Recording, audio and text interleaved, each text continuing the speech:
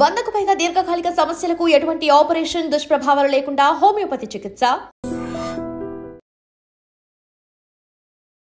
నమస్తే, నేను మీ anchor Shiva. Welcome to iDream Media. ఈరోజు మన ముందున్న guest Bigg Boss season 9 contestant Priya Shetty ఈరోజు మనతో ఉంది.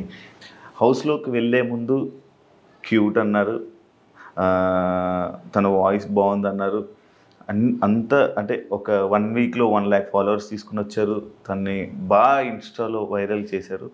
అదే బిగ్ బాస్లోకి అదే ప్రియా వెళ్తే మాత్రం నెగిటివ్ చేసి ట్రోల్స్ చేయడం జరిగింది. అసలు ఇది ఎందుకు జరిగింది, ఏంటి, అసలు తన చేసిన తప్పులు ఏంటి, మనకు తెలియని విషయాలు, బిగ్ బాస్లో జరిగిన విషయాల్ని తెలుసుకునే ప్రయత్నమే ఈ యొక్క ఇంటర్వ్యూ. తనతో మాట్లాడి ఇంక తెలియజేసుకుందాం. హాయ్ ప్రియా. హాయ్, నమస్తే. నేను కూర్చుంటాం అనుకున్నావా? లేదు అనుకోలేదు కదా. మీలాంటి పెద్దవాళ్ళ ముందర మేమెంత పెద్దవాళ్ళు, నాగార్జున అనుకున్నా. హ్యాపీయా? చాలా బాగుంది. ఎలా ఉంది బిగ్ బాస్ జర్నీ? చాలా బాగుంది. హ్యాపీయా? అలా ఫస్ట్ నేను అడిగే క్వశ్చన్, నువ్వు నీలా ఉన్నావా?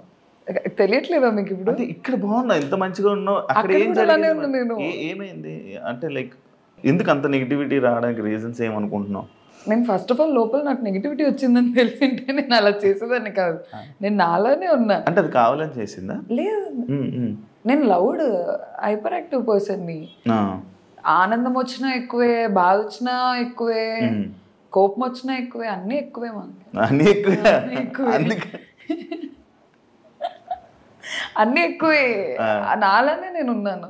మా మమ్మీ లెటర్లో కూడా రాసింది కదా, ఇంట్లో ఎలా ఉన్నావో అక్కడ కూడా అలానే ఉన్నావు, అలానే. కానీ ఆ లెటర్లో ఏదైనా ఒకటి అలా కాదమ్మా, మంచిగా ఉండమ్మా అని అనుంటే నీకు హెల్ప్ అయ్యేదేమో.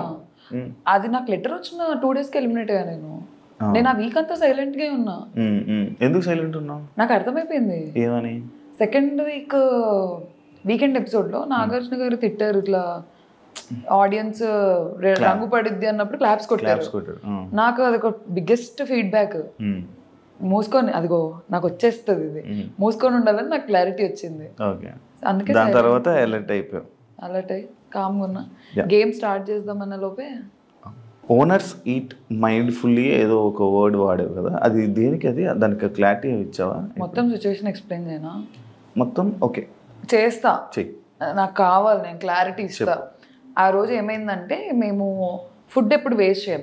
నైట్ అన్నం చేసుకున్నాం అనుకో, పొద్దున్నకి అది పులిహోరో ఏదో అలా టొమాటో రైస్ అలా చేయించుకుంటాం మిగిలిపోయిన అన్నంతో. అలా మేము పొద్దున టొమాటో రైస్ చేయించుకున్నాం. అది ఇంతే ఉంది. మేము 6 members ఉన్నాము. అయితే అట్లు తినాలి అని మాకు ఎవరికి లేకుండే. టొమాటో రైస్ తినేద్దాం అనుకున్నాం. అది చాలా యమ్మీ ఉంది, బాగా చేశారు, రాము వాళ్ళు చేశారు, చాలా బాగుంది. మేము వచ్చి కూర్చున్నాం, ఇంతే వచ్చింది, ఇంతే. ఆకలి వేస్తుంది, నేను ఇంతే తిన్నా. శ్రీజ, కళ్యాణ్ కూడా తినలేదు. కానీ వాళ్ళు మాకు ఆకలి వేస్తుంది, మేము అట్లు తింటామని వాళ్ళు అట్లు వేసుకొని తింటున్నారు. డెమోన్ తినలేదు అప్పటికి. నేను ఫుడ్ మానిటర్. నాకేమోనండే, నన్ను అడుగుతారు కదా, ఏంటి ఫుడ్ లేదు, నువ్వు చేయించి ఉండాల్సిందని. నేను ఇంతే తిని, డెమోన్ తినురా నువ్వు అని చెప్పి నేను మిగిలేసి, నాకు ఇంకా చాలే, ఇంత తిన్నా కదా చాలని వెళ్ళిపోయా. కానీ ఆకల్లో ఉన్నా. మనీష్ అప్పటికే తినేసాడు, బ్రేక్ఫాస్ట్ అయిపోయింది, టొమాటో రైస్. మళ్ళీ డెమోన్ తినే లోపే మనీష్ వచ్చి కప్లో టొమాటో రైస్ వేసుకొని తింటున్నారు. మనీష్కి తెలుసో తెలీదో నాకు తెలీదు డెమోన్ తినలేదు అని. తింటుంటే నేను డెమోన్ని పిలిచి, మనీష్ నువ్వు అడిగిండాల్సింది, డెమోన్ తినలేదు అంటే, అయ్యో అవునా అని అన్నారు. నార్మల్గా చెప్పాం, అయ్యో అవునా అంటే, డెమోన్ ఇంకా తిను బ్రో అది అని అన్నారు. మధ్యాహ్నం అంతా ఏదో గొడవ అయింది, నాకు గుర్తురాట్లేదు, ఏదో గొడవ అయింది. మళ్ళీ వచ్చాము, నేను ఏం తినలేదు, నేను ఇంత టొమాటో రైస్ తిన్నా, ఆకల్లో ఉన్నా ఫుల్. వచ్చి చూస్తే అసలు మాకేం లేదు, పప్పు లేదు, కర్రీ లేదు, ఏం లేదు, ఆకల్లో ఉన్నా. నేను అసలుకే పొద్దున్న తినలేదు. నేను పక్కన వాళ్ళ కోసం కన్సిడరేట్గా ఉండి నేను తక్కువ తింటున్నా, మళ్ళీ నాకు మిగలలేదు. నేను అప్పుడు ఏడుస్తున్నా, ఏదో జరిగింది, ఆకలి వేస్తుంది, ఆకలి ఏడుపులో వచ్చినది అది. ఓనర్స్ కొంచెం చూసుకొని తినండి, ఈట్ మైండ్ఫుల్లీ. ఎందుకంటే మేము 4 members తినలేదు. నేను ఒక్కదాన్ని తినకపోతే ప్రాబ్లం అయితే ఏమన్నా అనుకోవచ్చు. 4 తినలేదు, ఎలా తింటారు 4? ఒక స్పూన్ పప్పు ఉంది, ఒక స్పూన్ కర్రీ ఉంది. మేము ఏం చేసామంటే, ఊకేదో కారం అలా వేసేసి అన్నం అంతా దాంట్లో వేసి కారం అన్నం తినేవాళ్ళం.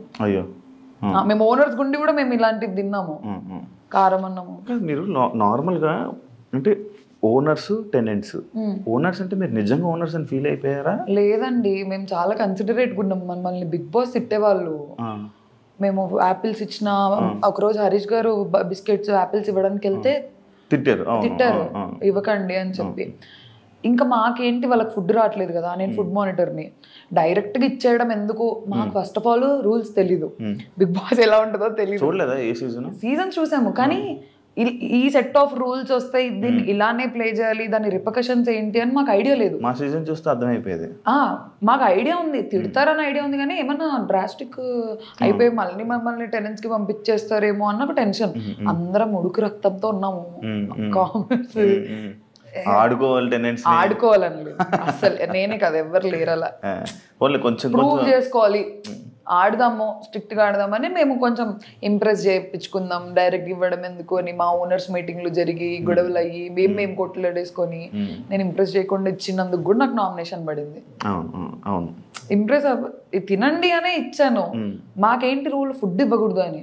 మా ఓనర్స్ లో ఇద్దరు మాకు పాయింట్అవుట్ చేసేవాళ్ళు, మనీష్ హరీష్. సుమన్ శెట్టికి ఇచ్చాను, ఇమాన్యుయల్కి ఇచ్చాను, ఎంతమందికి పాలు ఇచ్చాను, ఫ్రూట్స్ ఇచ్చాను.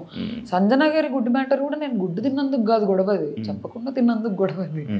అది కూడా నేను చేయలేదు, ఫుడ్ మానిటర్ అయ్యి ఉండి నేను ఆడుకుంటున్నా బిగ్ బాస్ గుడ్ పోయింది అని, వీళ్ళు కూడా పడ్డారు. నువ్వు ఆడుకున్నది కూడా కొంచెం రఫ్ గా నాకు కనిపించిందేమో మేబీ. నేనేం అంటే నువ్వు ఆడుకుంటూ నార్మల్గా మాట్లాడినావు కూడా నీ వాయిస్ వల్ల కొంచెం ఇది అయిపోయింది ప్రాబ్లం, డిఫాల్ట్ ప్రాబ్లం. ఎందుకు అడిగానంటే మీరు టెనెంట్స్ కూడా ఓనర్స్ అంటే సేమ్, అంటే మీరే మొత్తం ఇంకా హ్యాండిల్ అనుకో. సంజన కెప్టెన్ అయినప్పుడు సంజనాకి ఏం చేయాలో మీరు చెప్పారు. నువ్వు సంజనకి మేము ఓనర్స్ మేము ఏం పనులు చేయకూడదు అంటే, కెప్టెన్ అన్నాక బిగ్ బాస్ తర్వాత కెప్టెనే. ఇప్పుడు టాస్క్ కి సంచలకి వెళ్ళకు, బిగ్ బాస్ లో కెప్టెన్ అంటే కెప్టెన్ ఏం చెప్తే మీకు పని చెప్పినా మీరు చెయ్యాలి. కానీ మాకు సంజన గారు టెంపరీ ఓనర్ అని వచ్చింది నోటీస్ లో. ఓనర్స్ పని చేయకూడదు అనేది మెయిన్ రూల్. అదే టెంపరీ ఓనర్ అంటే ఏంటి, తన కెప్టెన్ గా ఉన్నంత వరకు ఓనర్. మా పర్స్పెక్టివ్ ఏంటి తెలుసా, కెప్టెనే కానీ టెంపరీ ఓనర్, మేము పర్మనెంట్ ఓనర్, మాకే అథారిటీ ఎక్కువ ఉంటుందని మేము ఫీల్ అయ్యాం అక్కడ. అదే మీరు ఎక్కువ ఆలోచించేసుకోవడమే మీ కామనర్స్ కి మైనస్ ఏంటంటే కంప్లీట్లీ. ఎందుకు ఎక్కువ ఆలోచించేవాళ్ళు? నార్మల్ ఏం ఆలోచించే వాళ్ళం కాదు, మాకు మాట్లాడితే చాలు ఓనర్స్ మీటింగ్ అని చెప్పి పిలిచేవాళ్ళు. మనీష్ కి హరీష్ గారికి క్లాసెస్ ఎక్కువ ఉండేవి, మనీష్ కి ఏం బ్యాడ్జ్ లేదు, సో అన్నిట్లో ఇన్వాల్వ్ అయ్యేవాడు. ఇది ప్రాబ్లం. మనీష్ పర్ఫెక్షనిస్ట్ అనమాట. ఇది ఇలానే జరగాలి, ఇది ఇలానే చేయాలి, మనం ఓనర్స్ అంటే ఒక మెతుకు ఇవ్వకూడదు, ఒక ఫ్రూట్ ఇవ్వకూడదు, ఎందుకు ఇచ్చారని గొడవలు అలాగే స్టార్ట్ అయ్యాయి మాకు. మరి మనీష్ నడితే నేను అలాగే ఏం చేయలేదు, అందరికి సింపుల్ గా వదిలేసాను అని చెప్పాడు. లైవ్ చూసారా? చూసా, నామినేషన్ కూడా అదే విషయం మీద పడింది, మన సుమన్ శెట్టి చేసిన విషయం. అండ్ ఇదే మనీష్ నిన్ను రూత్లెస్ ఇలాంటి కొన్ని వర్డ్స్ వాడి కెమెరాస్ రాగానే మీరు యాక్ట్ చేయడం స్టార్ట్ చేస్తారు, కెమెరాస్ రాగానే కంటెంట్ ఇవ్వడానికి స్టార్ట్ చేస్తారు అని చెప్పి మీ మీద కామెంట్స్ చేయడం జరిగింది. అదే కాకుండా మీరు వరస్ట్ కామనర్స్ అని చెప్పి కూడా నిన్ను శ్రీజాని కలిపి బయట ఇమాన్యుయల్కి చెప్పడం జరిగింది. దానిపై నీ comment. First of all cameras రావు కదండి, బెడ్రూమ్లో మాట్లాడినా కెమెరా ఉంటుంది, లోపల మాట్లాడినా కెమెరా ఉంటుంది, చిన్నగా మాట్లాడినా కెమెరా ఉంటుంది, పెద్దగా మాట్లాడినా కెమెరా ఉంటుంది. బిగ్ బాస్ లో 90 కెమెరాస్ ఉన్నాయి. నేను కెమెరాస్ వస్తున్నాయని మాట్లాడడం ఏంటి, నేను చిన్నగా మాట్లాడినా రికార్డ్ అవుద్ది, పెద్దగా మాట్లాడినా రికార్డ్ అవుద్ది. అది ఫస్ట్ ఆఫ్ ఆల్ ఆ పాయింట్ బేస్లెస్, కెమెరాస్ ఉన్నాయని. ఎందుకంటే నేను నవ్వినా కెమెరా ఉంటుంది అక్కడ. కెమెరా ఇలా నీ వైపు ఇలా రొటేట్ అవ్వంగా నేను చూసుకుంటూ కూర్చుంటానా ఏంటి, కెమెరా నాకు ఏ కెమెరా తిరుగుతుంది? బెడ్రూమ్ లో 15-20 కెమెరాస్ ఉన్నాయి, నేను ఇలా కూర్చుంటే అరౌండ్ 10 కెమెరాస్ నా మీద ఉంటాయేమో. నేను ఓకే ఈ కెమెరా చూస్తుందా, ఈ కెమెరా చూస్తుందా అని మాట్లాడతాం, ఆ గొడవ జరుగుతున్నప్పుడు మాట్లాడతాం అంతే. ఉండేదే బిగ్ బాస్ హౌస్ లో, మళ్ళీ కెమెరాస్ అంటే ఇది ఎక్కడ లాజిక్ నాకు అర్థం కావట్లేదు. అండ్ వరస్ట్ కామనర్స్ అంటే రూత్లెస్ అని ఎందుకన్నారు తెలుసా? మనీష్కి ఫస్ట్ ఆఫ్ ఆల్ బ్యాడ్జ్ కావాలి, తనకు ఐడియా ఉంది, ఫుడ్ మానిటర్ అయితే ఫుడ్ దగ్గర గొడవలు ఎక్కువ అవుతున్నాయి, తనకుందా ఉద్దేశం అక్కడుంటే కంటెంట్ వస్తుంది అని. He want something in the house, ఏదో ఒక పొజిషన్ తను అడుగుతుంటే మేము ఇవ్వట్లేదు. ఎందుకంటే ఫస్ట్ వీకెండ్ ఎపిసోడ్లో నేను నాగార్జున సార్కి చెప్పాను, సార్ ఓనర్స్ నా మాట వినట్లేదంటే ప్రియా బీ స్ట్రాంగ్ అని తిట్టారు నన్ను. అలాంటప్పుడు నేను సరేలే మనీష్ తీసుకో నా బ్యాడ్జ్ అని ఇచ్చేస్తే నెక్స్ట్ వీకెండ్లో నాగార్జున సరే తీసేస్తారు నన్ను బ్యాడ్జ్లో నుంచి. అందుకని లేదు మనీష్, నువ్వు ఉండు, సంచాలకు గుండు, ఇంటి మొత్తానికి ఉండు, ఫుడ్ దగ్గరికి రాకు. ఫుడ్ అన్నిటితో పాటు ఫుడ్ అంటే ఓకే, ఓన్లీ ఫుడ్కి స్టాకిస్ట్ ఎందుకు అని నేను వద్దన్నాను. నన్ను అడగలేదు డైరెక్ట్గా వెళ్ళిపోయి సంజన గారితో డీల్ మాట్లాడేసుకొని సంజన గారి సైడ్ నుంచి పుష్ వచ్చింది నాకు. మనీష్ నన్ను డైరెక్ట్గా అడిగింటే అట్లీస్ట్ మాకున్న ర్యాపో మీద ప్రియా ఇలా కాదురా ఇద్దరం చూసుకుందామంటే నేనే ఓకే అనేదాన్ని. అందుకేనా మనీష్ని అక్కడ మాటలు ఇక్కడ మాటలు అక్కడ మాట్లాడుతావు అని అన్నారు? మనీష్ నిజంగానే చేశాడు కదా అది. ఏ విషయంలో? మా దగ్గరకు వచ్చి భరణి గారి గురించి సంజన గారి గురించి అందరి గురించి తిట్టేవాళ్ళు, అక్కడికి వెళ్ళి మా గురించి తిట్టేవాళ్ళు. అది నాకు ఎప్పుడు తెలిసింది తెలుసా, వీకెండ్ ఎపిసోడ్లో నాగార్జున సార్ డెమోన్ రితుకి ఏదో చాక్లెట్ ఇస్తుంటే వెనక మనీష్ సంజన గారితో కూర్చొని మీ చాక్లెట్లన్నీ ప్రియానే దుబ్బేసింది అని చెప్పాడు. నాకు అప్పుడు తెలిసింది ఓహో మనీష్ ఇక్కడ అక్కడ చెప్తున్నాడని నాగార్జున గారు పెట్టిన వీడియో వల్ల నాకు తెలిసింది. నేను అప్పుడు అన్నా నా మాట, మా దగ్గరకు వచ్చి మా దగ్గర గుడ్ అవుతున్నాడు, అక్కడికి వెళ్ళి అక్కడ గుడ్ అవుతున్నాడు, అక్కడ తిట్టి అక్కడ కూడా అక్కడ అలా చేస్తున్నాడు అని నాకు అనిపించింది. ఆ వీడియోలో ఉంది కదా. అగ్ని పరీక్షలో చాలా క్యూట్ ఉన్నావు. అదే నేను ఏదైతే ఇప్పుడు ఉన్నావు ఇప్పుడు క్యూట్గా ఉన్నావు అంటే అగ్ని పరీక్ష జనాల కోసం మాట్లాడుతున్నాను. నా గురించి అంటే నాకు క్యూట్గా కనబడతాను ఆబ్వియస్లీ. ఇప్పుడు అగ్ని పరీక్షలో క్యూట్ ఉన్నావు, చాలా మంచిగా ఉన్నావు, చాలా మంచిగా అనిపించింది. నీ మాటలు క్యూట్ ఉన్నాయి, నువ్వు క్యూట్ అని చెప్పన్న జనాలు హౌస్లో అమ్మ బాబోయ్ నేను ఎప్పుడు వెళ్ళిపోద్దురా బాబు అన్న కామెంట్లు అన్న సిచ్యువేషన్కి రావడానికి రీజన్ ఏమని అనుకుంటున్నావా? నువ్వు బయటకు వచ్చాక నువ్వు ఏమైనా ఆలోచించావా? అక్కడ ఉంది నేనే, ఇక్కడ ఉంది నేనే. అక్కడ నచ్చిన వాయిస్ ఇక్కడ నచ్చలేదన్నారు, అక్కడ కూడా ఇదే వాయిస్తో మాట్లాడా, ఇక్కడ కూడా ఇదే వాయిస్తో మాట్లాడా. మేబీ నేను అరవలేదు అగ్ని పరీక్షలో, ఎందుకంటే మాకు ఆ సిచ్యువేషన్స్ రాలేదు. సిచ్యువేషన్స్ కొత్త కెమెరాలకి అసలు బిగ్ బాస్ హౌస్ కూడా మాకు కొత్తే కదా, ఆ కెమెరాలు కూడా కొత్తే మాకు. అసలు ఫస్ట్ ఆఫ్ ఆల్ ఓపెన్గా చెప్పైనా ఎలా ఉండాలో అర్థం కాలేదు నాకు. నేను ఇప్పుడు నేను హైపర్ యాక్టివ్, అల్లరి చేస్తాను. ఆ స్కోప్ నాకు అగ్ని పరీక్షలో రాలేదు, అల్లరి చేయడం అవన్నీ. ఎందుకు సైలెంట్గా ఉన్నారు మీరు, ఎందుకు అలా కూర్చొని ఉంటున్నారు, ఎందుకు జోన్ అవుట్ అయిపోయి ఉన్నారు అన్న కామెంట్స్ వచ్చాయి నాకు అగ్ని పరీక్ష. ఇక్కడ ఎందుకు అంటే ఇంకా నేను నాలాగా ఉండాలనుకున్నాను. గొడవలు వచ్చినప్పుడు నేనే కాదు అందరూ అరుస్తారు, అరవని వాళ్ళు బిగ్ బాస్ లో సస్టైన్ అవ్వగలరా? మరి నేను అరిచినప్పుడే ప్రాబ్లం అవుతుందంటే తెలియట్లేదు. అవును, ఇప్పుడు నువ్వు నీలానే ఉన్నావు, ఇప్పుడు నువ్వు బయటకు వచ్చేసావు అంటే నీ క్యారెక్టర్ నచ్చలేదా జనాలకి? అంటే నీలా నువ్వు ఉండడం వాళ్ళకి నచ్చలేదా? క్యారెక్టరా అంత పెద్ద పెద్ద వర్డ్స్, నా క్యారెక్టర్ కదా, నేను అరవడం వాళ్ళకి ప్రాబ్లం అని నాకైతే క్లారిటీ వచ్చింది.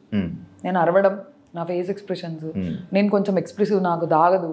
నీ ఫేస్ ఎక్స్ప్రెషన్స్ చాలా యారోగెంట్గా, చాలా యాటిట్యూడ్గా, అంటే అమ్మా అంటే ఒక యాటిట్యూడ్ పర్సన్ ఇచ్చేటట్టు, లైక్ చాలా చిరాగ్గా ఇచ్చేటట్టు ప్రాబ్లం అది కూడా. అదిగో నాకు ఆగదు, చెప్పు నాకు నిజంగా ఆగదు. నాకు ఇలా వెళ్ళిపోద్ది ఫేస్ ఆటోమేటిక్ గా. మా నాన్న వెళ్ళే ముందు చెప్పాడు నీ ఫేస్ ఎక్స్ప్రెషన్స్ కంట్రోల్ చేసుకొని. నువ్వు నీలా ఉన్నావు, అది ప్రాబ్లమే. నువ్వు నీలా లేకపోయి ఉంటే బాగుండేది. అంటే నేను యాక్ట్ చేయలేను కదా అక్కడ. ఎవరైనా యాక్ట్ చేసే వాళ్ళు ఉన్నారా అలా? ఉన్నారు. ఎవరు?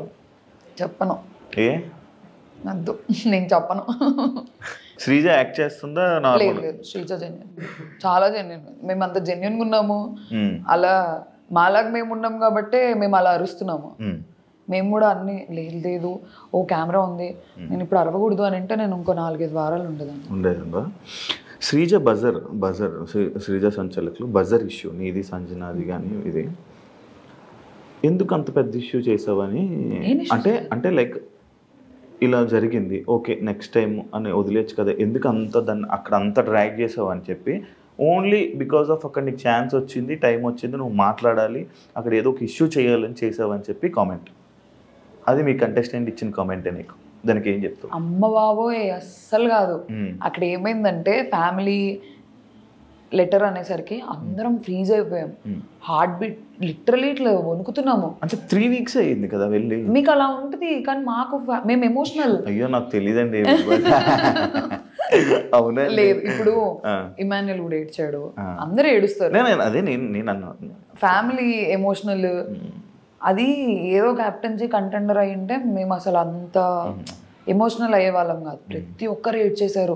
ఫ్యామిలీ నుంచి లెటర్ అనేసరికి సంజన గారు ఏడ్చారు, సుమనన్న ఏడ్చేశారు, లైన్ గా ఇమాన్యుల్ ఏడ్చారు, తనుజకి ఏడ్చింది. నేను ఏడవాలా వద్దా నాకు అసలు అర్థం కావట్లేదు. ఫ్యామిలీగా ఏం వచ్చింటది, ఏం చేస్తున్నాను, టెన్షన్ వచ్చింది. మీరు సరిగ్గా చూస్తే నేను ఫస్ట్ రౌండ్లో నేను కదలలేకపోయాను, నేను ఫ్రీజ్ అయిపోయాను నేను. కానీ సెకండ్ రౌండ్లో అందరం తోసుకుని వెళ్ళవు తెలుసా? ఎలా తోసావు తెలుసా? నేను తోసాను, అది వెళ్ళిపోయింది.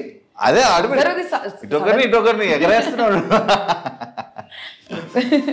యాక్చువల్లీ సంజన చెయ్య బజార్ మీదకి వెళ్ళలేదు.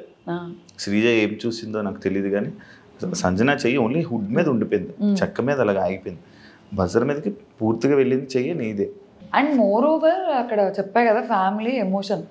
తనుజక్క రౌండ్ అప్పుడు నేను పక్కకి వెళ్ళి ఏడ్చాను, అయ్యా ఛాన్స్ మిస్ అయిపోతుంది. నాకు ఒక ఐడియా ఉండే, పోను పర్సెంటేజ్ పెంచేస్తారు, లాస్ట్ లో ఉన్న వాళ్ళు ఛాన్స్ ఉండదు అని క్లారిటీ నాకు ఉంది.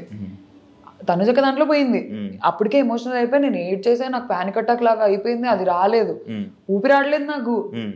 నాకు అసలు నేను ఫ్యామిలీ గురించి ఇంత ఎమోషనల్గా ఉంటాను నాకు అక్కడికి వెళ్ళిన తర్వాత తెలిసింది.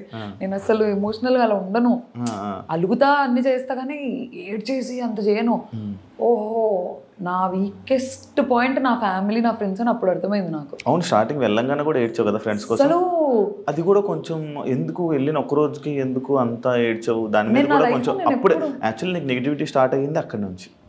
ఏడవడం నెగిటివిటీ అంటే వెళ్ళిన వెంటనే ఫ్రెండ్స్ అని ఫ్యామిలీ అని అప్పుడే మిస్ అయిపోతున్నానని ఏడవడం, అది నా లైఫ్లో నేను ఎప్పుడు హాస్టల్లో మమ్మీ వాళ్ళకి అలా దూరంగా లేను. హాస్టల్లో లేను, హైదరాబాద్లో ఉన్నాను కానీ ఫోన్ ఉంటుంది కదా.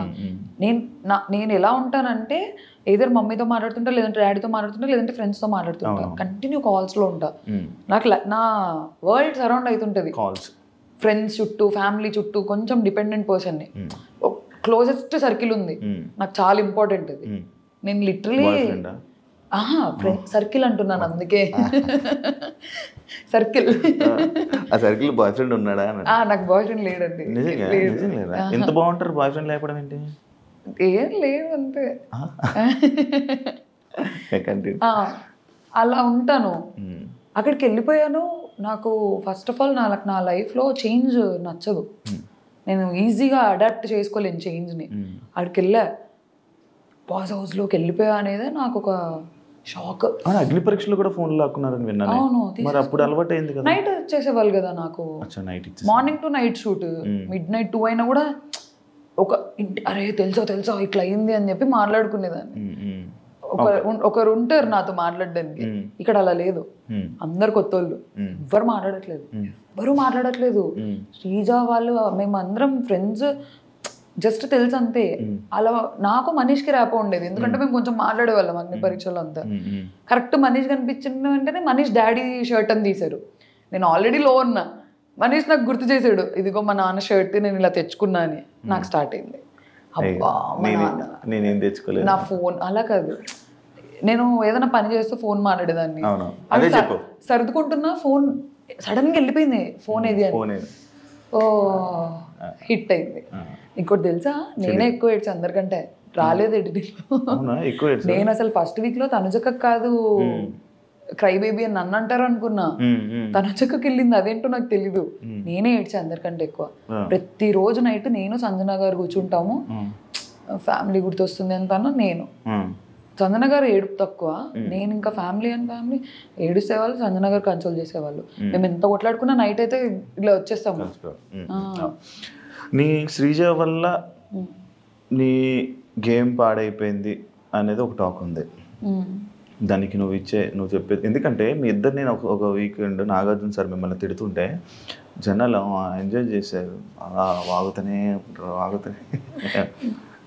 అండ్ ఇంకొకటి, ఇద్దరు వాయిస్లు గట్టి వాయిస్లే. అసలు మీ ఇద్దరు మాట్లాడితే బిగ్ బాస్ లాగా మిగతా 12 మంది వాయిస్లు వినపడవు, 13 మంది ఉన్నారు, ఎవరి వాయిస్లు వినపడవు. అలాంటి 2 స్ట్రాంగెస్ట్ వాయిస్లు ఒక దగ్గర ఉండిపోవడం ఏమైనా ఇదైందంటావా? అంటే నేను లోపల ఉన్నప్పుడు నేను అది ఫీల్ అవ్వలేదు, శ్రీజ వల్ల నా గేమ్ పాడవుతుంది, బయటకు వచ్చాక ఫీల్ అయ్యావా? అంటే ఇదంతా చూడడం వల్ల ఇప్పుడు మేమిద్దరం కొంచెం ఎగ్జైటెడ్ గా ఫీల్ అయ్యే క్యాండిడేట్స్. మా ఇద్దరికి లిటరల్ గా చెప్పాలంటే అదే తొందర ఎక్కువ, ఆతృత చెప్పేయాలి పాయింట్. నా ప్రాబ్లం ఏంటంటే నేను మర్చిపోతానేమో అని నా పాయింట్. నేను ఇంకోటి ఆలోచించే లోపు చెప్దాం పాయింట్ అని అలా అందించుకొని ఇద్దరం కొంచెం సిమిలర్గా ఉండేసరికి అది కొంచెం నెగిటివ్ అయింది.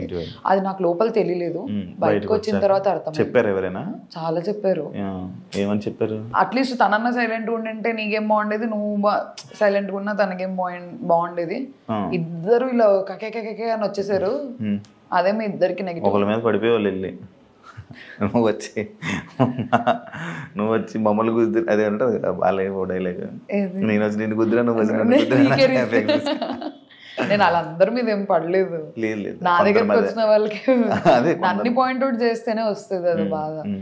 కానీ నీ పాయింట్స్ అన్ని బాగానే ఉండేవి, కాకపోతే